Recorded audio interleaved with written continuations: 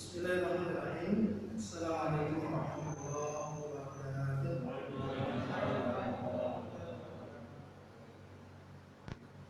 Alhamdulillahirabbil alamin. Alhamdulillahirabbil alamin wa bihi nasta'in ala umuri dunya waddin. Asyhadu an la ilaha illallah wahdahu la syarika lah wa asyhadu anna Muhammadan 'abduhu wa rasuluhu la nabiyya ba'dahu. Allahumma shalli wa sallim wa barik ala nabiyyina al-karim nabiyyina wa habibina wa syafi'ina wa maulana Muhammadin sallallahu alaihi wasallam wa ala alihi wa ashabihi wa man tabi'ahum bi ihsanin ila yaumiddin. Subhanaka la ilma lana illa ma 'allamtana innaka antal alimul hakim. Allahumma anfa'na bima 'allamtana wa 'allimna ma yanfa'una wa zidna ilma. Allahumma ja'al tajammu'ana hadha tajammu'an marhuma wa tafarruqana min ba'dihi tafarruqan ma'suma. Allahumma inna nas'aluka al-'afwa wal 'afiyata fid dini wad dunya wal akhirah. Bapak Ibu kaum muslimin jamaah Masjid Al-Ittihad yang semoga Allah Subhanahu wa taala senantiasa melimpahkan rahmat keberkahannya, hidayah taufiknya, pertolongan serta lindungannya kepada kita semua. Alhamdulillahirabbil alamin. Mari bersama di kesempatan yang mulia ini yang dengan nikmat Allah Subhanahu wa taala kita dipertemukan di rumah Allah Subhanahu wa taala untuk semata-mata beribadah kepada Allah Subhanahu wa taala. Kita bersyukur kepada Allah atas semua kenikmatan yang Allah Subhanahu wa taala hadirkan dalam kehidupan kita. Kenikmatan yang mustahil kita untuk menghitung satu persatu, maka sudah menjadi kewajiban kita bersama untuk senantiasa bersyukur kepada Allah atas nikmat-nikmat yang Allah hadirkan. Dan tentu dengan syukur yang kita panjatkan kita memiliki harapan. Semoga syukur yang kita ucapkan, syukur yang terwujud dalam sikap, dalam perilaku, syukur yang terucap dengan penuh kedudukan menjadi sebab Allah Subhanahu wa taala jaga kenikmatan-kenikmatan yang Allah karuniakan, sehingga bisa menjadi sebab kita untuk menambah amal soleh, dan Allah Subhanahu wa taala limpahkan keberkahan-keberkahan di dalamnya, sehingga kenikmatan yang Allah hadirkan dalam hidup kita apapun bentuknya bisa menjadi ziyadatul khairat, bertambahnya kebaikan-kebaikan kita, baik kebaikan di dunia maupun nanti kebaikan di akhirat. Alhamdulillah, malam hari ini dengan izin Allah Subhanahu wa taala kita diberikan kesempatan untuk kembali melanjutkan tadabbur Al-Qur'an kita. Semoga ini bagian dari keimanan kita kepada Al-Qur'an, bagian kecintaan kita kepada Al-Qur'an, dan insyaallah siapa yang mencintai Al-Qur'an, Al-Qur'an tidak akan mengecewakan. Al-Qur'an tidak akan melalaikannya, tapi Al-Quran akan terus mengingatnya, sehingga kelak Al-Quran akan mencari sahibnya yang dulu di dunia membacanya, mempelajarinya, mengimaninya, dan memintakan di hadapan Allah Subhanahu wa taala syafaat, pertolongan untuk sahibul Quran. Dan kita semuanya semoga menjadi bagian di dalamnya. Nah, Bapak Ibu saudaraku yang dimuliakan Allah, sebelumnya mohon maaf agak sedikit gatel nih tenggorokan. Jadi kalau bicara agak sedikit ngos-ngosan nih. Jadi gatel maunya apa? Batuk Pak ya. Makanya saya pakai masker gitu, dan mungkin nanti saat nasihin ya tentang sholat isya'nya ya. Gitu. Nah, Bapak Ibu saudaraku yang dimuliakan Allah Subhanahu wa taala, melanjutkan tadabbur kita. Kemarin kita sudah bahas surat yang ke-84, yaitu surat Al-Insyiqaq. Kelanjutan dari trilogi atau 3 surat yang memberikan surah gambaran siapa yang ingin benar-benar melihat proses kiamat itu dengan mata kepala sendiri. Bagian dari rukun iman yang harus diyakini oleh orang-orang yang beriman. Al-imanu bil yaumil akhir, beriman kepada hari akhir. Dan bagian dari iman kepada hari akhir yaitu adanya meyakini, mengimani akan adanya proses yang nanti akan mengiringi terjadinya hari akhir. Kemarin kita sudah bahas sampai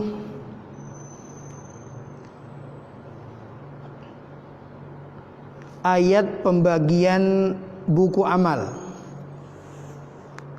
sebagai tanda bagi penerimanya.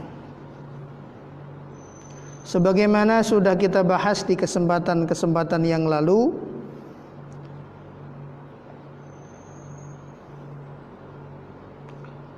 di surat Al-Infitar ada malaikat-malaikat Allah Subhanahu wa taala yang mencatat. Manusia percaya ataukah tidak, ya adanya seperti itu. Allah Subhanahu wa taala menyampaikan, wa inna alaikum lahafidin kiraman katibin ya'lamuna ma taf'alu. Dan sungguh ada pada kalian malaikat-malaikat yang menjaga, kiraman yaitu hamba-hamba Allah yang mulia, katibin yang selalu mencatat. Dan tidak ada satupun catatan yang terlewat. Kemudian di surat Al-Mutaffifin digambarkan catatan itu ada tempat penyimpanannya.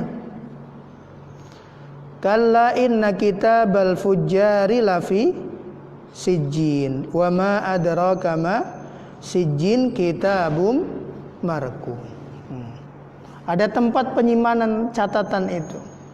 Kitabum marqum, kitab yang sudah dikasih nomor dan nomornya.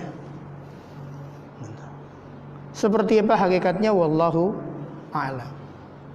Kalla inna kitabal abrari lafi illiyin.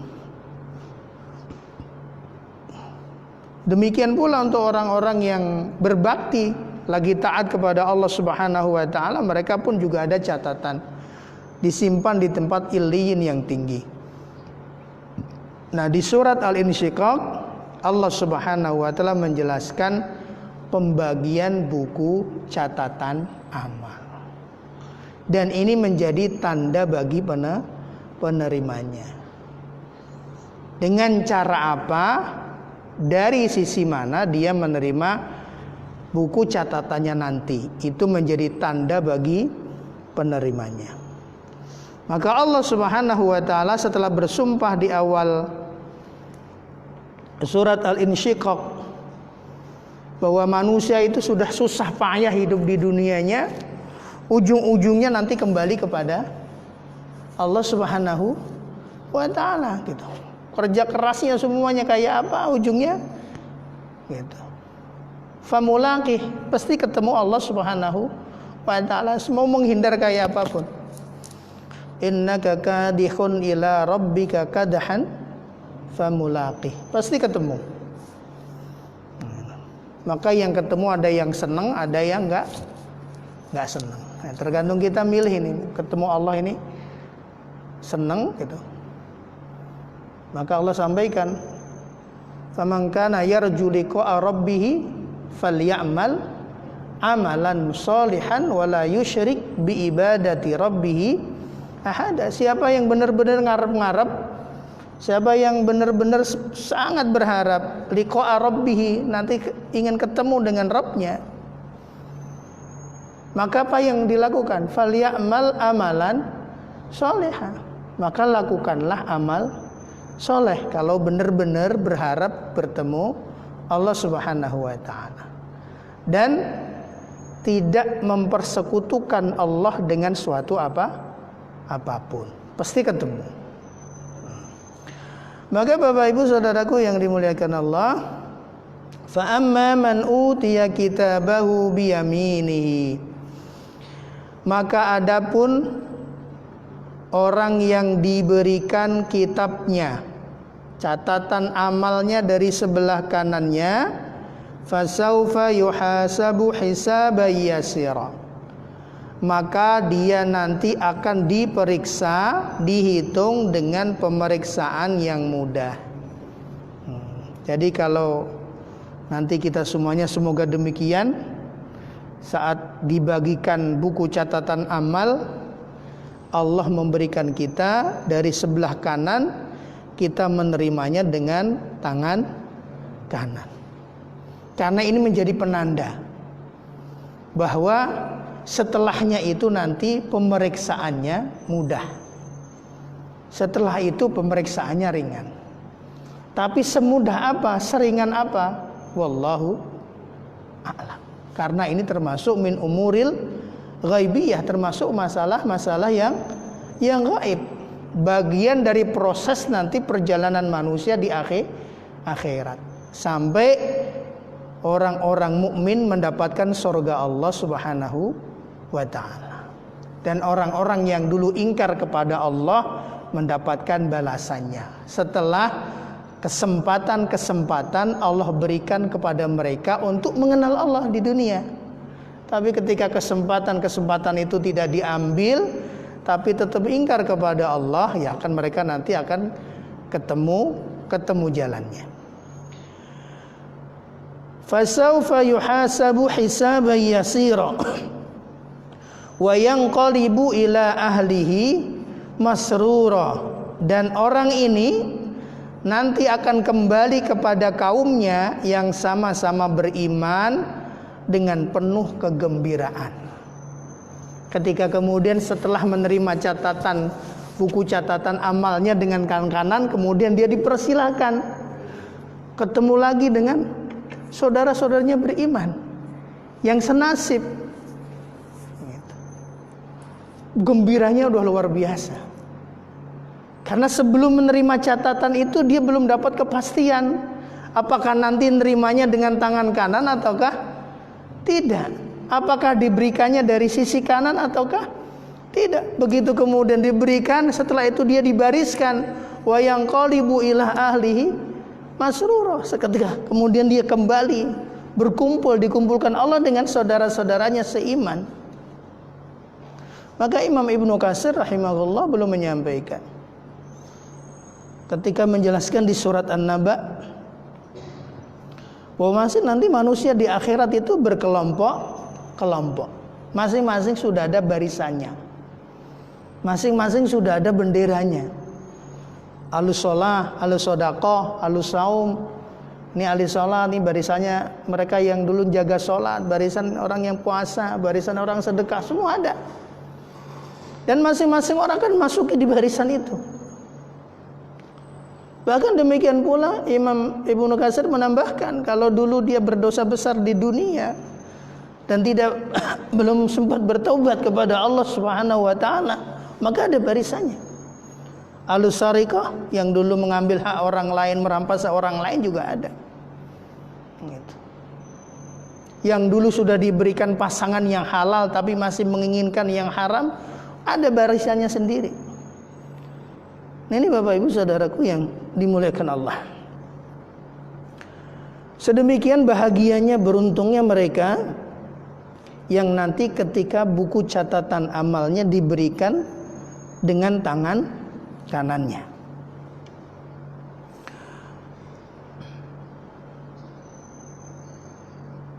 Maka Nabi SAW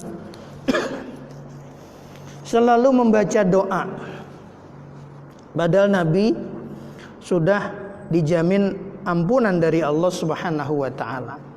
Tapi pelajaran bagi kita umatnya, mengajarkan doa agar kelak kita dihisab dalam pemeriksaan dengan pemeriksaan yang mudah. Allahumma hasibni hisaban yasira. Ya Allah, kelak hisablah diriku ini dengan hisab yang mudah. Periksalah diriku ini nanti dengan pemeriksaan yang mudah. Dan ini doa terus dibaca Nabi Shallallahu Alaihi Wasallam. Dan kita tentu lebih membutuhkan, karena ini semuanya kita belum mengalaminya.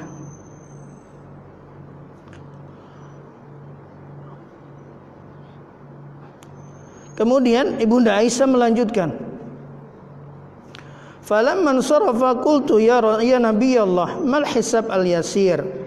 Begitu Nabi sudah selesai, aku bertanya kepada Nabi, apa yang dimaksud dengan hisab mudah itu? Pemeriksaan yang mudah itu seperti apa ya Rasulullah?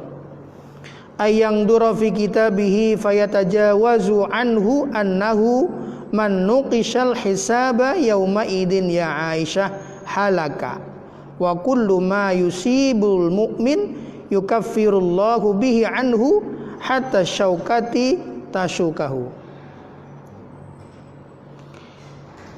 Yang dimaksud dengan hisab yang mudah, pemeriksaan yang ringan, yaitu seseorang yang Allah melihat catatan bukunya, lalu Allah memaafkan, nggak direken gitu, catatannya itu dah dianggap selesai, itu hisab ringan, nggak ditanya, itu yang ringan.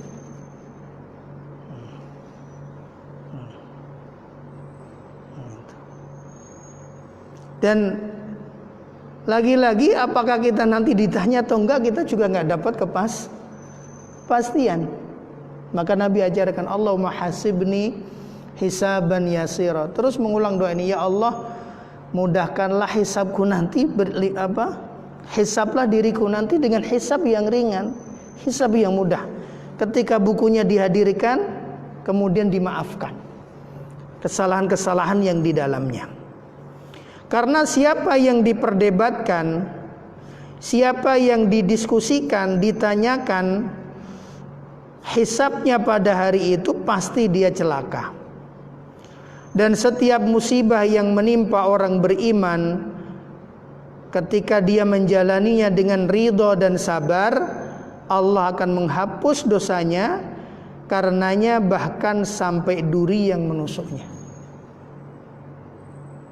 Setiap musibah yang dirasakan oleh orang mukmin, baik musibah itu menimpa dirinya ataukah keluarganya, bahkan duri yang menusuknya, dia ridho, dia sabar, maka menjadi sebab Allah memberikan ampunan. Pandemi seperti ini juga bagian dari musibah Allah Subhanahu wa ta'ala. Ketika kita mampu sabar, ketika kita mampu ridho, kemudian meyakini bahwa ini bagian dari ketetapan dan ketentuan Allah Subhanahu wa ta'ala, akan banyak kebaikan yang Allah Subhanahu wa ta'ala berikan, dan akan banyak pengampunan yang Allah Subhanahu wa ta'ala karuniakan.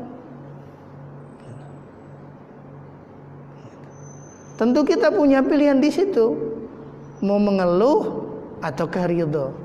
Masing-masing ada bagiannya. Dan Nabi SAW memberikan arahan kepada kita umatnya. Maka musibah apapun ketika disikapi dengan keridhaan, sabar, maka itu menjadi sebab Allah Subhanahu wa ta'ala memberikan ampunan. Nah, Bapak Ibu saudaraku yang dimuliakan Allah Subhanahu wa ta'ala, kemudian sebaliknya, dan Al-Quran selalu demikian. Banyak di banyak tempat kita dapati Al-Quran itu selalu membuat muqaranah, perbandingan. Kadang yang baik didulukan, baru kemudian yang tidak baik. Kadang yang tidak baik didulukan, kemudian menyebutkan yang baik.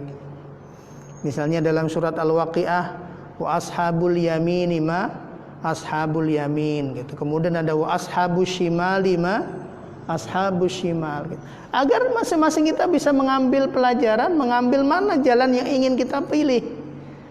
Kalau kelompok kanan ini seperti ini gambarannya, nanti akan didapat seperti ini.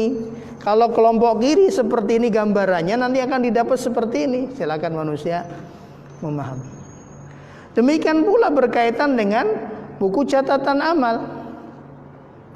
Maka di ayat berikutnya, wa amma man utiya kitabahu wara'a dhahri, dan adapun orang-orang yang diberikan kitab amalnya nanti wara'a dhahri, dari belakang punggungnya.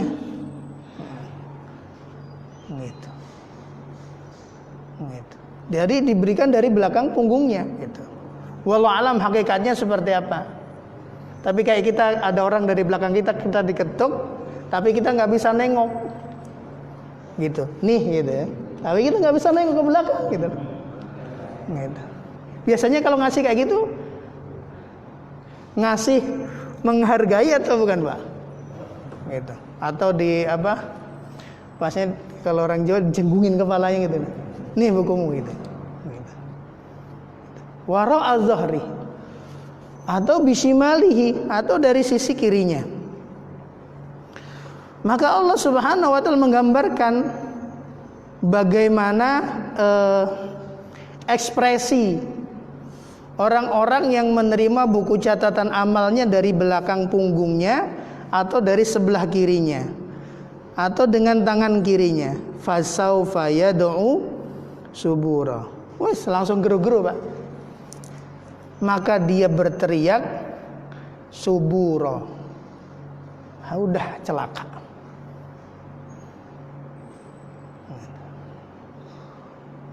Udah nggak punya harapan gitu. Udah.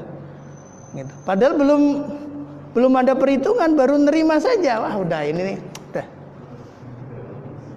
Udah habis gitu. Suburo gitu. Celaka, udah celaka. Wa yasla sa'ira, dan dia akan masuk ke dalam api yang menyala. Sa'ir itu api yang dinyalakan. Api itu udah nyala belum, Pak? Disebut api itu kan ada nyalanya kan? Tapi api dinyalain, Pak. Mati nggak, Pak? Api neraka nggak mati. Udah api dinyalain. Nggak akan mati. Panasnya nggak akan berkurang gitu.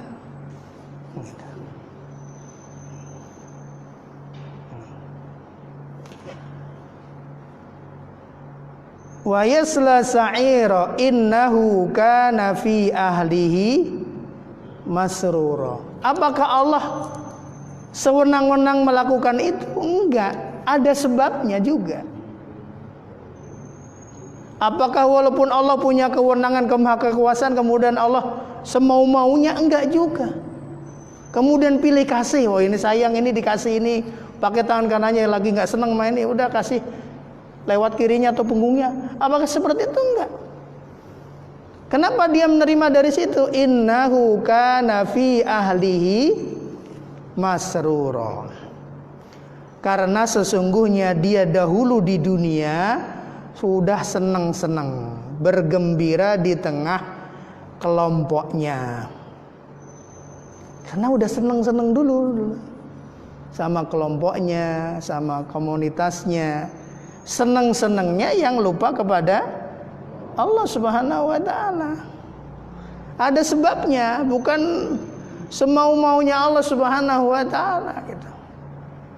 Maka Allah sebutkan. Kenapa ada yang dikasih lewat tangan, lewat sebelah kanan, ada yang dikasih lewat sebelah kiri, lewat belakang punggungnya?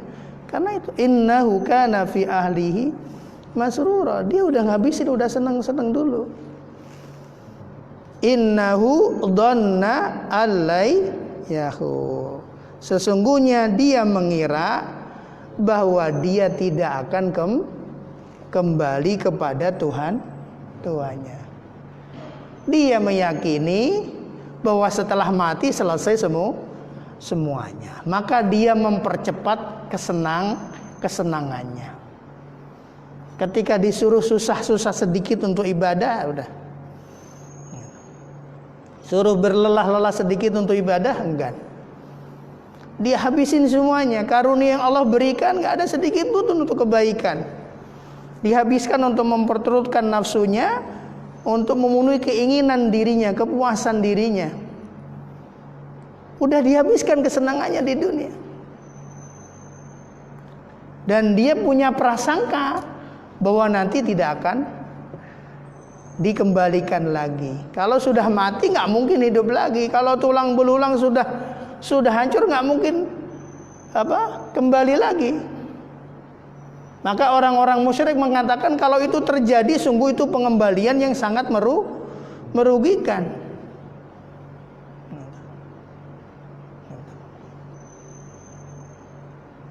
Mereka mengatakan demikian. Tapi Allah Subhanahu wa taala memberikan gambaran demikian dan kemudian memberikan jawaban untuk memastikan. Bala inna rabbahu kana bihi basir. Hakikatnya bukan demikian. Yang benar, inna rabbahu, sesungguhnya Rabbnya, kana bihi basiro, selalu melihatnya. Mereka ngira nggak dilihat, sehingga semau-maunya. Padahal tidak demikian. Yang benar semuanya direkam oleh Allah Subhanahu wa taala, semua dilihat oleh Allah Subhanahu wa taala. Yang sungguh-sungguh, yang pura-pura, udah kerekam semua. Yang benar-benar tulus ikhlas karena Allah Subhanahu wa taala ataukah yang pura-pura kerekam semua. Maka para ulama mengajarkan kepada kita, sebelum kita melangkah untuk melakukan satu kebaikan, tanya hati kita, untuk apa ini kita lakukan. Ketika kita sudah yakin untuk Allah, bismillah. Kalau belum yakin, yakinkan, mantapkan bahwa ini dilakukan untuk Allah, baru lakukan. Ini saudaraku yang dimuliakan Allah Subhanahu wa taala. Bala inna rabbahu kana bihi basira. Bahwa Allah Subhanahu wa taala selalu melihatnya. Ma yalfidu min qaulin illa ladaihi raqibun atid. Tidak ada satu kata yang terucap dari lisan kita, lisan siapapun, melainkan di situ ada raqib, ada atid. Ada malaikat-malaikat yang Allah tugaskan dan masing-masing melakukan sesuai dengan tugasnya. Dan malaikat hanya tunduk kepada Allah Subhanahu wa taala, enggak tunduk kepada yang lain. Enggak bisa atur. Dan malaikat melakukan sesuatu sesuai dengan kehendak Allah Subhanahu wa taala, sesuai dengan perintahnya. La ya'sunallaha ma amarahum wa yaf'aluna ma yumarun. Sehingga Rasulullah SAW pernah, karena kerinduannya ingin selalu bertemu dengan Jibril, wahai Jibril, kenapa engkau tidak datang kepadaku setiap saat? Maka malaikat Jibril menjawab, kalau itu maunya gitu. Tapi datangku kepadamu karena sesuai dengan perintah titah Allah Subhanahu wa taala. Sesuai dengan perintahnya Allah. Maka Bapak Ibu saudaraku yang dimuliakan Allah Subhanahu wa taala, tentu kita senantiasa memohon kepada Allah Subhanahu wa taala semoga bagaimanapun kondisi amal kita, ibadah kita, semoga kelak catatan buku kita Allah berikan dari sisi kanan. Dan Allah Subhanahu wa taala lindungi kita, selamatkan dari diberikannya buku catatan dari sisi kiri atau dari belakang punggung kita. Karena ini masih proses awal. Belum lagi proses yang berikutnya. Maka ada beberapa keterangan perjalanan manusia di akhirat itu 50.000 tahun. Kita hidup 60 tahun aja udah kayak apa lamanya, Pak? Di akhirat 50.000 tahun. Nggak ada rest area. 50.000 tahun nunggu antrian dikumpulkan dari manusia pertama sampai manusia terakhir yang hidup di muka bumi ini kumpul jadi satu. Nggak ada satupun yang kita kenal. Nggak ada yang satu dengan yang lain bisa ngobrol gitu, nggak ada. Semuanya sibuk mikirin nasib dirinya masing-masing. Maka hanya amal yang akan menjadi teman abadi. Maka hanya amal akan menjadi teman abadi. Maka ada seorang ustadz membuat ilustrasi gitu. Ada seorang punya istri 3 gitu. Pertama nikah, kemudian nikah lagi, istri pertamanya disia-siakan. Kemudian punya istri yang ketiga, yang 2 sama 3 dirawat, terus yang pertama nggak pernah diurusi. Sampai kemudian dia sakit, satu persatu mulai menjauh gitu. Sampai dia menghadap Allah Subhanahu wa taala, istri kedua ketiganya pun nggak mau mendekat. Yang ngerawat istri pertamanya, yang nggak akan lupa walaupun disia-siakan. Dan istri pertama itu adalah amal. Istri pertama itu adalah amal. Yang dia sia-siakan masih akan ingat gitu. Sekecil apapun gitu, masih akan ingat. Maka di sini Bapak Ibu yang dimuliakan Allah Subhanahu wa taala, maka kita selalu diingatkan, rubba saghirin tukabbiruhu an-niyah. Tidak sedikit amal yang kecil itu menjadi besar nilainya karena niat. Wa rubba kabirin tusaghiruhu an-niyah. Dan tidak sedikit amal yang besar menjadi kecil pun karena niat.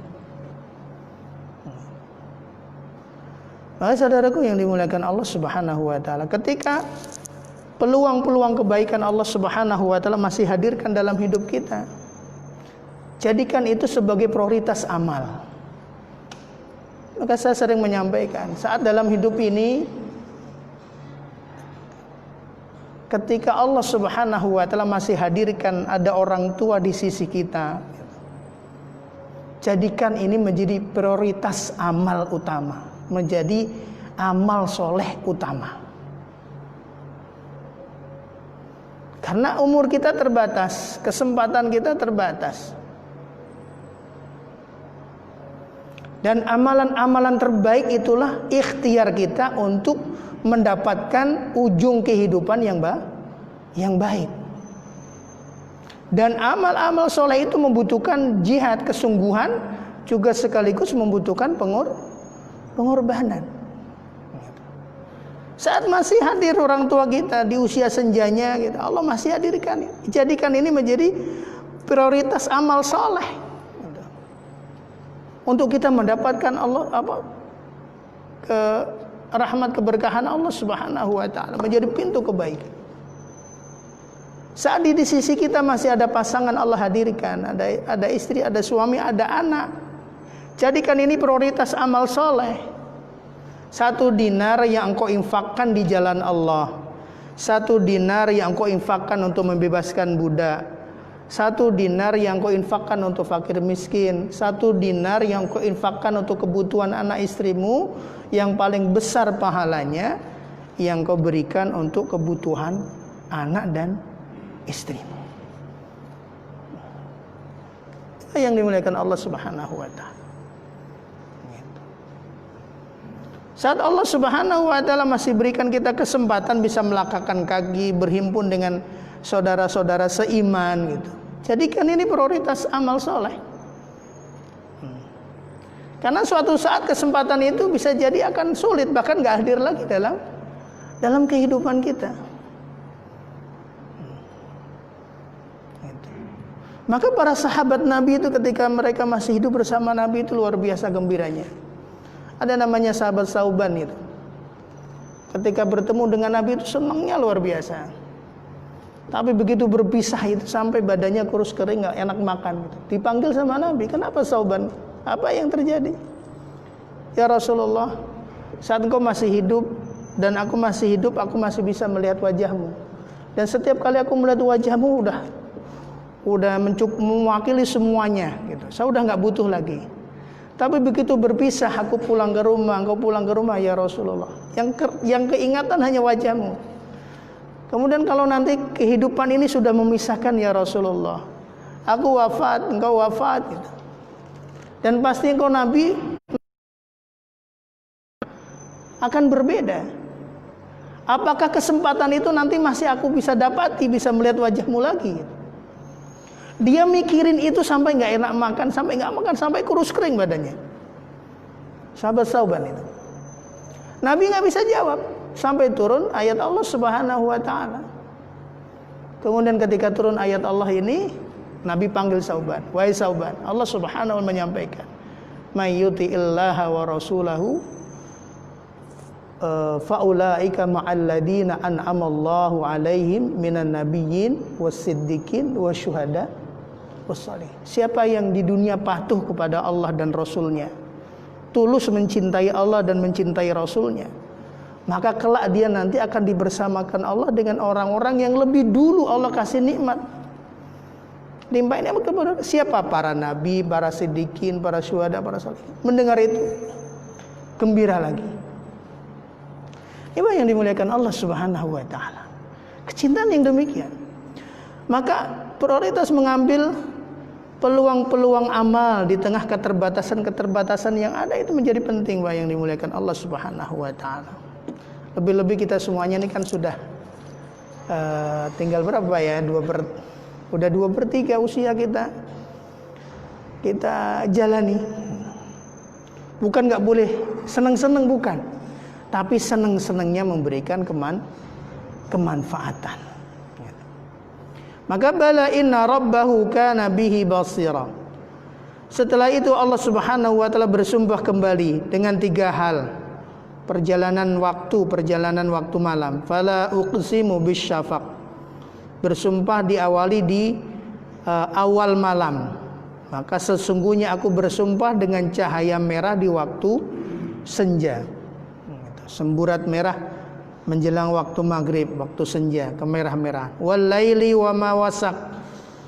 Kemudian dilanjut demi malam, dan aku bersumpah dengan waktu malam dan apa yang ditutupinya dari semuanya.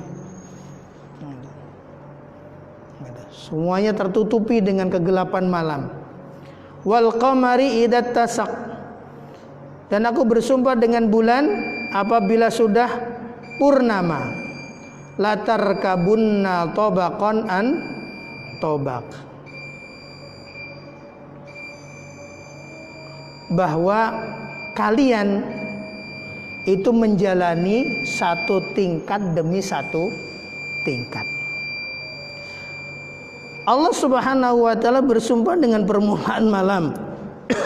Kemudian bersumpah dengan sepanjang waktu malam. Kemudian bersumpah dengan cahaya bulan yang penuh di saat bulan purnama, yang nanti pun akan kembali menjadi bulan sabit. Bersumpah untuk apa? Bahwa itu semuanya adalah karunia Allah Subhanahu wa taala yang Allah berikan kepada manusia. Waktu malam, maksudnya waktu malam, sepanjang malam, bulan, itu semua bagian dari karunia yang Allah berikan kepada manusia.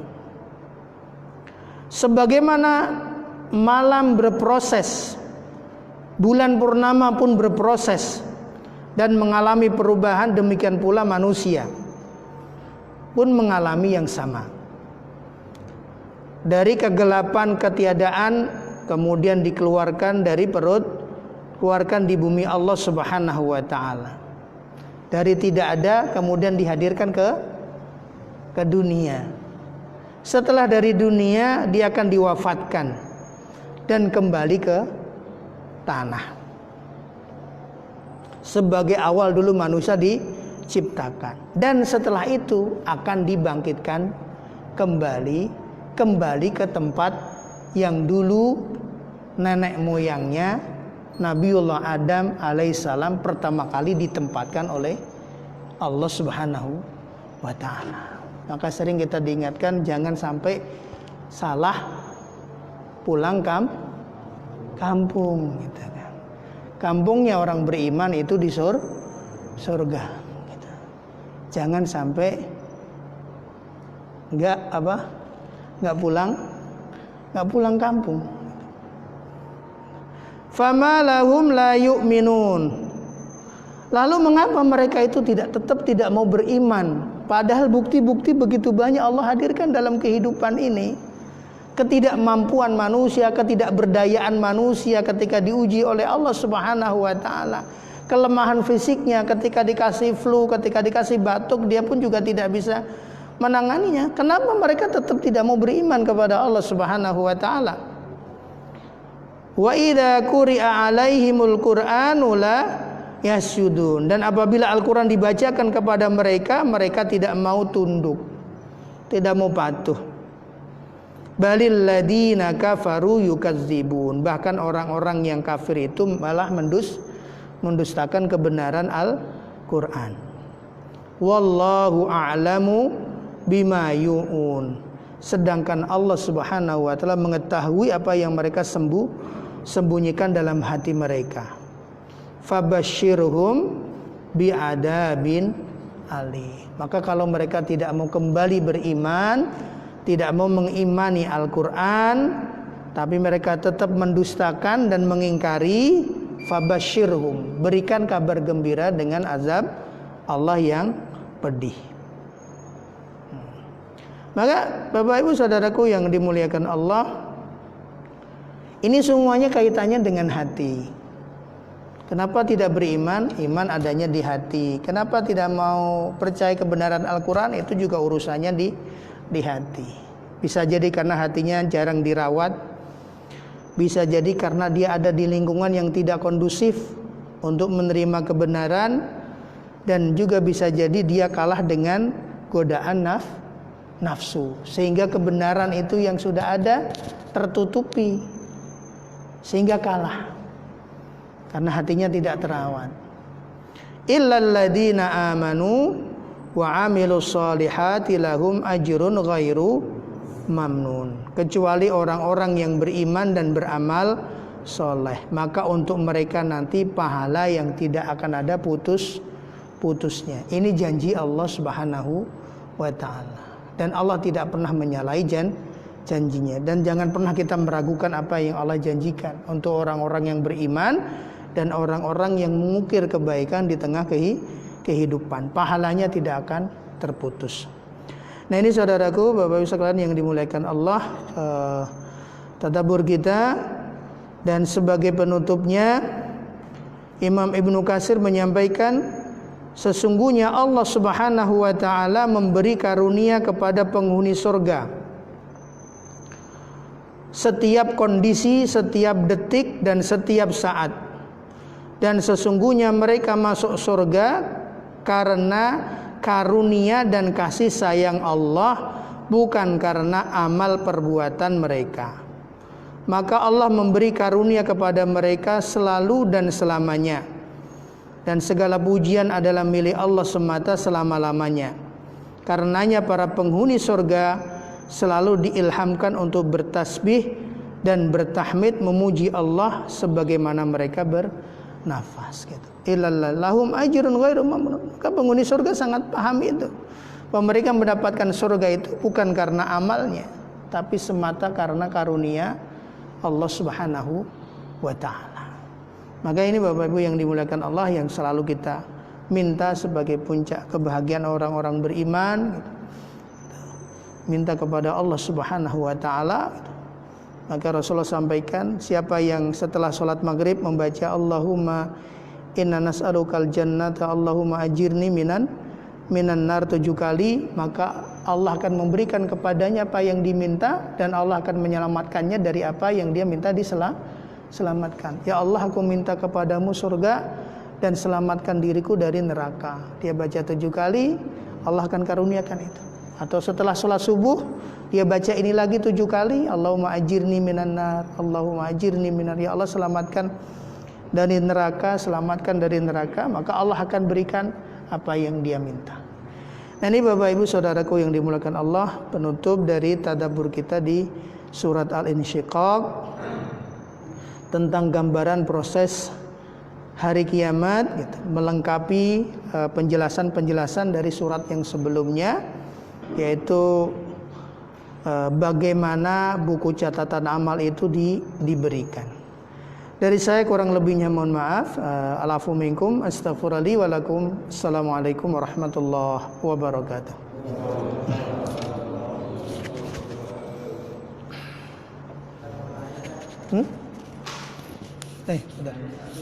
Sudah. Waalaikumsalam.